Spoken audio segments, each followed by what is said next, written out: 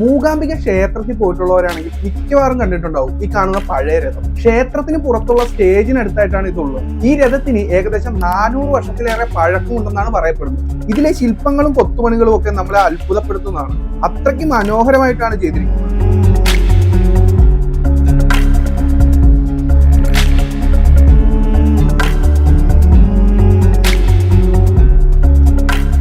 ഇതിലെ ശില്പങ്ങളും കൊത്തുപണികളും ഒക്കെ ഏതെങ്കിലും പഴയ പുരാണ കഥയോ അല്ലെങ്കിൽ മറ്റെന്തെങ്കിലുമായിട്ട് റിലേറ്റ് ചെയ്തിട്ടാണോ ചെയ്തിരിക്കുന്നത് എന്നുള്ളത് കൃത്യമായിട്ട് എനിക്കറിയില്ല. അത് അറിയാവുന്ന ആരെങ്കിലും ഉണ്ടെങ്കിൽ ഒന്ന് കമന്റ് ചെയ്യും. കാലപ്പഴക്കം കാരണം ഇപ്പൊ ഈ കാണുന്ന രഥം അഥവാ തേര് യൂസ് ചെയ്യുന്നില്ല കേട്ടോ.